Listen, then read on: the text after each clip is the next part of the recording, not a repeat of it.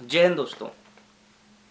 उस समय महार जाति को एक निम्न जाति का दर्जा दिया गया था जब हमारे भारत में कोई कानून विधि प्रारंभ नहीं थी, हमारा संविधान बन के प्रारंभ नहीं हुआ था। 14 अप्रैल 1891 मऊ में एक बच्चा जन्म लेता है। पिता राम जी जो महाराष्ट्र के सतारा में सूबेदार के पद पे नियुक्त थे तथा माता मऊ में रह के ही भीमाबाई जो थी अपने पुत्र अंबेडकर का लालन पालन कर रही थी। जब हमारे भीमराव अंबेडकर कुछ ही दिनों के थे तो उनको बड़े दुख को का सामना करना पड़ता है कि इनके जो भाई थे उनका देहांत हो जाता है जब ये महज एक मायके ही थे। ऐसा कहा जाता है, ऐसे कई पुस्तकों में हमें पढ़ने को मिलता है कि जो भीमराव अंबेडकर साहब थे वो अपने पिता के 14वें संतान थे और 14वें संतान में से मात्र ये ऐसे बच्चे थे जो बच पाए थे।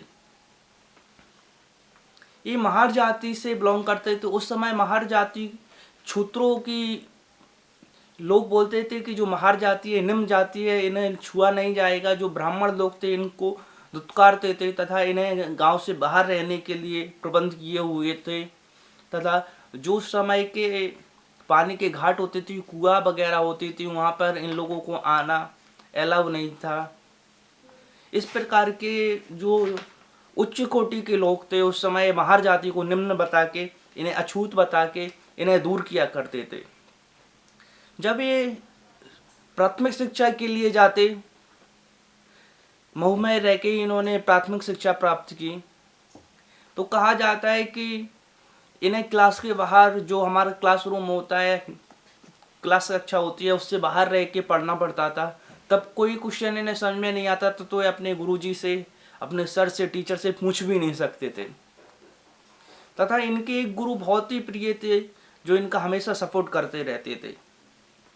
तथा जी इन्होंने प्राथमिक शिक्षा तो वहाँ से की, तो फिर कुछ दिन के लिए सतारा चले गए पिताजी के साथ। सतारा में प्राथमिक शिक्षा प्राप्त की, हाई स्कूल पास की। फिर यहाँ इसके बाद महाराष्ट्र चले गए, महाराष्ट्र के मुंबई में रहे कुछ दिन। इसके बाद ऐसा कहा जाता है कि जी उच्च शिक्षा के लिए, डिग्री प्राप्त करने के लिए न्यूयॉर्क के कोलंबिया में चले जाते हैं। न्यूयॉर्क के कोलंबिया में चले जाते हैं तथा वहाँ पर विश्वविद्यालय एक विख्यात था जो कोलंबिया विश्वविद्यालय था। वहाँ पर उच्च शिक्षा प्राप्त करते हैं तथा बहुत सारी डिग्रियाँ प्राप्त करते हैं। फिर भारत लौटते हैं। इसके बाद इन्होंने बहुत सारे समाज सुधारक कार्य किए, जिसमें 1924 में इन्होंने बहिष्कृत एक जनसभा का आंदोलन किया। कहा जाता है कि जो निम्न जाति के, महार जाति के तथा जो निम्न जाति से बिलोंग करते थे उनको पानी पीने के लिए, तथा जो लोग पीछे, ऐसा कहा जाता था कि ये लोग चलते थे तो अपने गले में एक मटका, एक घड़ा टांगना पड़ता था कि इनका थूक वगैरह किसी ऊपर ना जाए। तथा जो चलते थे तो पीछे झाड़ू तथा जो जूट का बोरी रहता था उसको बांध के चलाना पड़ता था कि इनके जो पैर के निशान हैं वो किसी पे ना पड़े।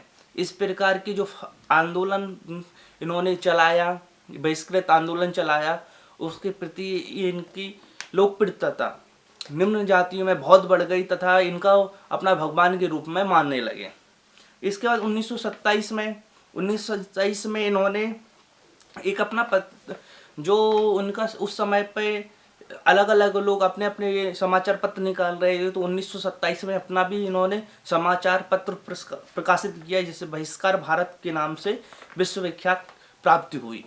उस समय कहा जाता है कि जब भारत में आज़ाद हुआ तो इनको कानून मंत्री के रूप में तो स्वीकार किया गया, लेकिन तब भी इनको भेदभाव का सामना करना पड़ा। तब इन्होंने 1950 में हिंदू धर्म त्याग देते हैं तथा बौद्ध धर्म को अपना लेते हैं। तथा इनके राजनीति उद्देश्य योगदान भी हमारे को बहुत देखने को मिलते हैं। जैसे कहा जाता है कि जो हमारी संविधान समिति थी उसमें प्रारूप समिति के अध्यक्ष रहे हैं तथा हमारे भारत के पहले कानून मंत्री भी का भी पद ग्रहण किया है। जो पूना पैक्ट था उसमें भी इन्होंने अहम योगदान निभाया तथा इनकी जो डिग्रियां थीं तथा इन्हें उपाधियां मिली थीं, इन्हें भारतीय अधिवेता कहते थे, अर्थशास्त्री भी कहा जाता था, समाज सुधारक कहा जाता था और राजनीतिक तो ये थे ही। तथा इन्होंने 2 विवाह किए। ऐसा कहा जाता है इनके 2 विवाह हुए। पहला रमाबाई से 1935 में रमाबाई जी का देहांत हो जाता है, तो दूसरा विवाह सप्तासी करते हैं। जो कहा जाता है कि जो रमाबाई से इन्होंने पहला विवाह किया था, ये तिवारी कुल से जन्मी बालिका थी और निम्न जाति में इन्होंने विवाह किया था। ये रमाबाई भी जो निम्न जाति के लोगों को सताया जा रहा था, उसके प्रति इन्होंने ये अपनी क्रांतिकारी आंदोलन के रूप में समझा था। इनका निधन हमारे लिए दुखद हुआ। जब हमारा भारत आज़ादी हुआ था 1956 का टाइम था, दिसंबर 6 को इनका देहांत हो जाता है। यह हमारे देश के लिए एक कहे तो उस समय की दुखद घटना थी कि हमारा भारत आज़ाद हुआ ही था और 10 साल भी नहीं हो पाए और हमारे कानून मंत्री हमारे से दूर चले गए। ऐसा कहा जाता है कि इनकी शोक के रूप में हमें बहुत कुछ दुख झेलने पड़े। जब ये हमारे ख़त्म हुए तो जो इनकी डिग्रियां हैं, जो इनसे हमें ज्ञान प्राप्त होना था, वो अधूरा ही रह चुका। जब ये हमारे बीच नहीं रहे तो 1990 में इन्हें हमारे भारत का जो सबसे प्रमुख जो पुरस्कार है, जो हमारा सम्मान है, भारत रत्न, ये उनको प्रदान किया जाता है। ऐसा कहा जाता है कि इनके 4 पुत्र थे। 4 पुत्र में से तो जीवित नहीं रहे, लेकिन जो 5वां पुत्र था यशवंत, वो हमारे भारत में रहे और आज भी वो हमारे बीच में नहीं है।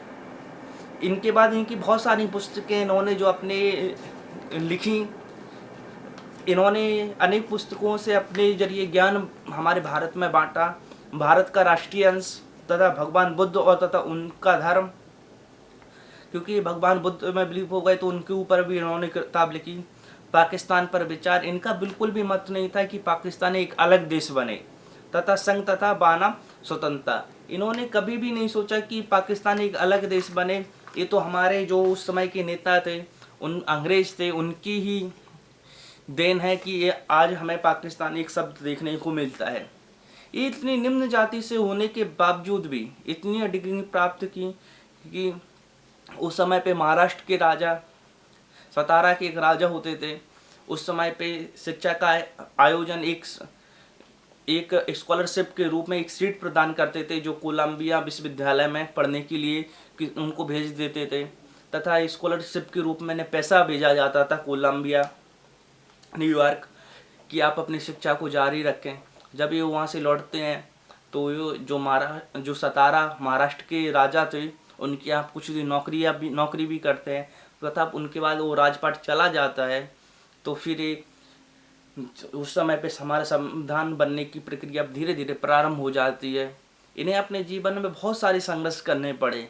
आज के टाइम पे हमें तो कुछ ना के बराबर ही संघर्ष करने को मिलते हैं, लेकिन ऐसे महापुरुषों से हमें बहुत कुछ सीखने को मिलता है कि लाइफ में संघर्ष कैसे करना चाहिए। जय हिंद दोस्तों।